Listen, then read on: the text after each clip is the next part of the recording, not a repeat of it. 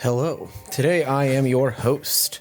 Well, we came back from El Paso not too long ago, and I know this video is a little late, but I wanted to break down our trip and how we ended up pulling off a 3.5-day documentary shoot as a two-person team while also traveling. And that's the key here, is that we had to travel for this documentary. We're based in Dallas, but we had to travel to El Paso, and so that complicated the matter. Now, it's not a bad complication, it just added a factor into this. What's awesome is we were able to pull off the same quality results that we would in Dallas. So I wanted to break down how we actually did that. For those of you who don't know me, my name is Jeremy Levison. I run, own, and operate Levison Media Group, which is a marketing company for local businesses and nonprofits.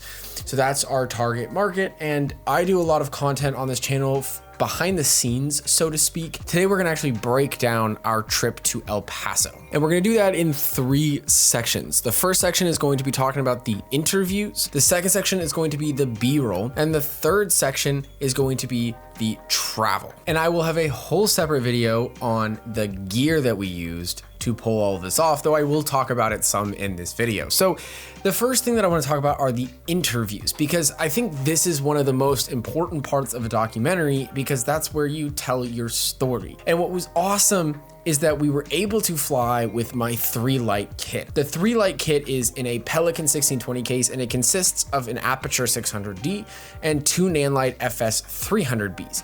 And what's awesome about this is simply the fact that I had as much power as I could ever need in a case, while also not sacrificing the ability to shoot with bicolor lights. And we actually ended up shooting all 3 lights in a couple of these, and we'll talk about that here in just a second. But when we got off the plane, we did have to go basically straight to film an interview, which I try not to do, but this was the only time the pastor was available, so we had to get it and we had to do it. But I told him it was going to be more of a rough and dirty rather than like a highly produced interview, because we just didn't have the time and the setup that we could do. So what we ended up doing was we found a location outside where the background wasn't going to be too bright.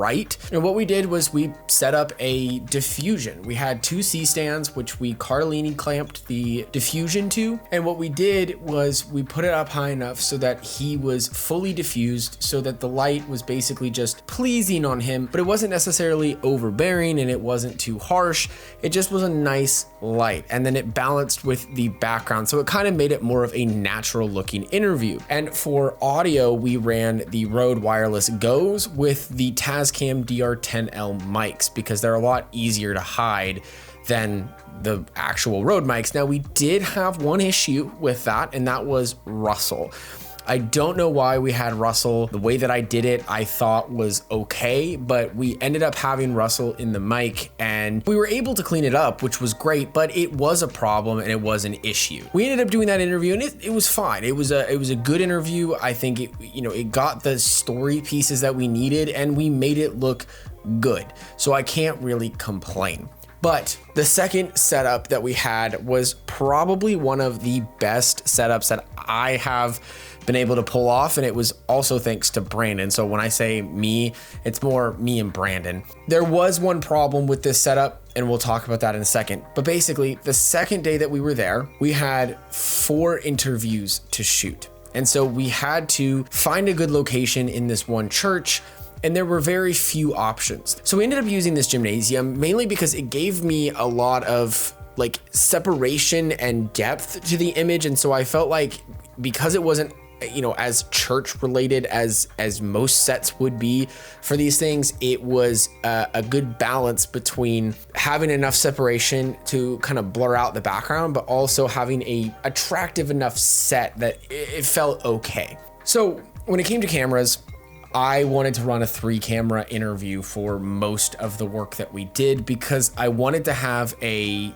super tight, a medium wide, and a wide. Now, this is where the problem occurred. I forgot the extra speed booster. It was attached to the GH7, which I had left at the hotel because I was like, oh, we're not going to use the GH7. We ended up making it work. So the way that we did the camera placement is we did our A camera, which was the 6K Pro, as kind of a medium tight. So that way it was just kind of waist to head, and it was a good shot. I liked it. I thought it was well composed, but it wasn't my favorite. My favorite was the wide shot. Now, because we didn't have the 7200 to go super tight on the talent, we did have a 12 to 35. The thing with the 12 to 35 is it's a native MFT lens, which is fine when you're doing most B-roll, but when you want to blur out the background, the 2.8 is more of like a 5.6. And so I didn't want to have that deep depth of field on like a tight shot. So I remembered a documentary I had seen like a couple days before we left while I was getting my haircut, that they did a tighter A shot and a pretty wide B shot. And so I said, let's try this. Let's see what this does. So we ended up going with a wider B camera shot, and I think it turned out great because we also had it on a monopod. So there was a little bit of natural movement in the image. So it kind of made it a little bit more of a dynamic shot. I honestly thought it was incredible, and it was probably one of the angles I'm going to stick on most for the documentary. But then we also did a super tight shot, and that was the 24 to 105 at f2.8. And we had that super tight on the people's face just because I really wanted to kind of get up close and personal when they say something emotional or they have an emotional story piece. I really wanted to be able to kind of pop that like tight shot in so you can kind of see their facial expressions pretty tight. So all in all, we had a really great camera setup. But what was awesome is that we didn't have to compromise on the lighting. So the space that we were in had these big windows across the back, and I wanted to open up the curtains just because I wanted there to be some light from the background. I didn't want to have to just keep the curtains closed. And had we not had the 600D, that would not have been possible, but we were able to fly with it. So we had the 600D as our key light. We did a lantern as our softbox because I didn't really care about the spill. I wanted to light the talent up. And then we had a Nanlite FS300B with an F10 Fresnel as our hair light. And so that way we were able to really dial in the lighting and have a good hair and edge, and then also have a good key. That way we were able to expose for the windows and still have enough output with that 600D. And I really can't stress how incredible it is to have the same kit in El Paso as I do in Dallas. For audio though, we ran the Sennheiser MKE600 on the Ore boom pole. That is my standard go-to. Again, we were able to fly all of this, so we were able to have the same high quality audio that I always have. So that was interview set number 2. But interview set number 3 was fine. We were filming with this person who's a part of the church in some way, and basically we wanted to have a little bit more of a churchy vibe. We ended up filming her in this chapel. The one thing was, this is where we had to use all 3 lights. So we had 2 cameras, 6K Pro and a Pocket 4K, same audio setup as we did in the gymnasium. So for this one, we ended up going with a Nanlite FS300B with an aperture light dome 2 as our key light. And we used the grid because we didn't want to spill a bunch of light all over. I wanted to kind of focus the light more on her because I was adding light into the background. So for the background light, we turned off the lights in the chapel because they were kind of ugly fluorescent lights. And then we ended up bouncing a 600D off of the wall because it was a yellow wall, so I thought it would add a nice yellow kind of cast to the room since that's what the color was. And so we added the 600D, I think at about 25% or so, and that just helped fill out the space. And then again, we had a Nanlite FS300B with a F10 Fresnel as our hair light. So that was the lighting setup that we used. Again, it was okay. Didn't love the location, but we did what we could. The last interview was kind of like a little bit of a miscommunication. We thought that we were going to be filming this person outside, but in reality, we ended up filming them inside. So we had to make a last minute decision to change to the inside, which we preferred. And for that one, we used a Nanlite FS300B as our key with the Aperture Light Dome 2.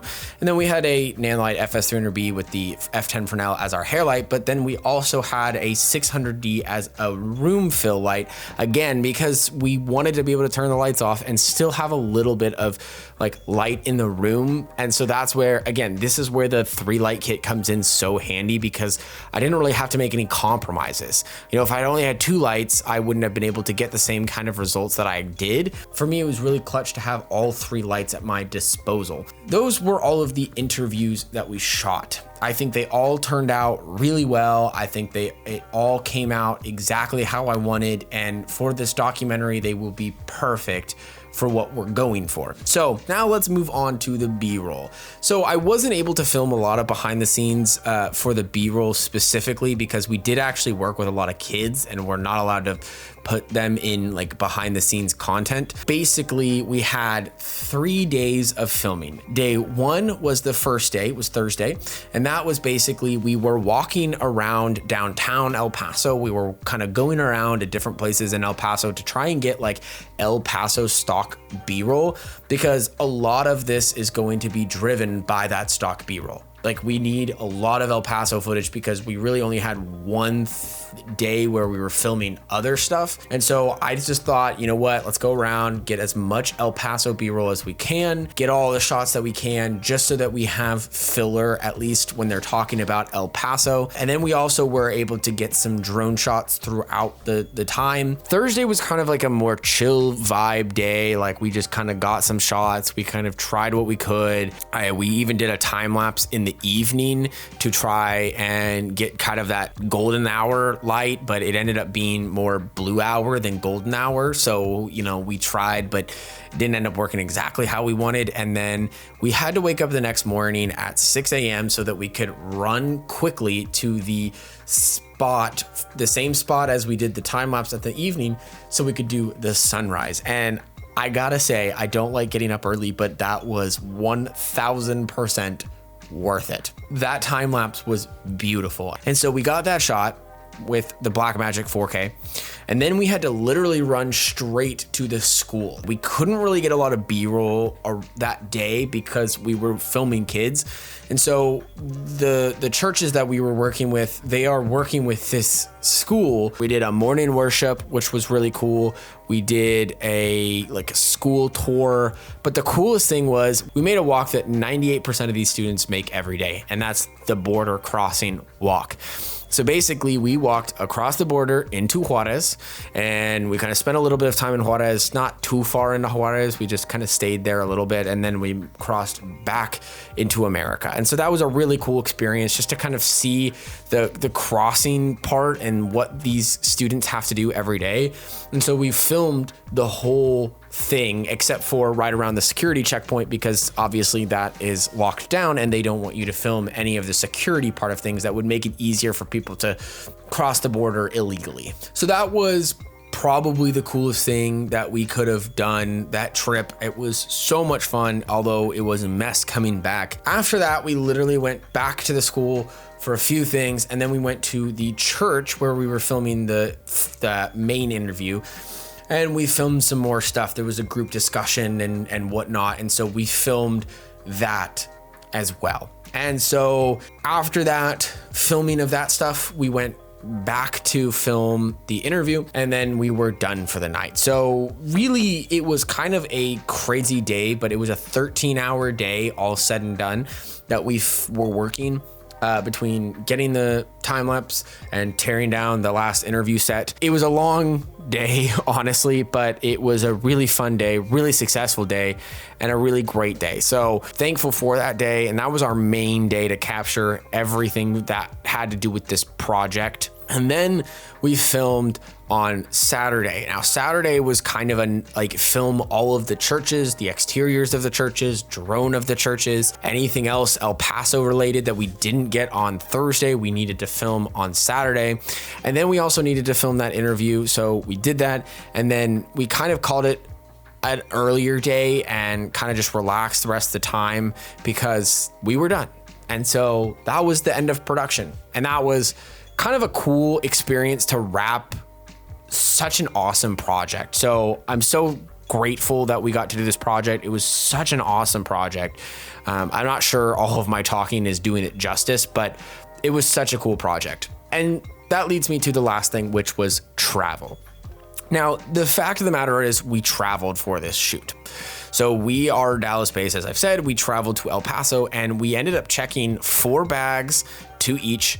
And I wanted to kind of just go over some things to note when it comes to traveling. So the first rule of thumb for me when I'm traveling is have a media badge. So the thing with the media badge is, number one, when you're crossing the border or doing something, it makes you look legit. But the real reason is when you're flying, if you have a media badge, basically what they do is they waive the overweight and oversized baggage fees, which can be a lot. In Arizona, I traveled with 1 bag. It was Southwest back when they had the 2 bags fly free, and I ended up paying $200 for 1 bag for overweight fees. Definitely have one because it allows you to waive those fees and only pay the extra baggage fees.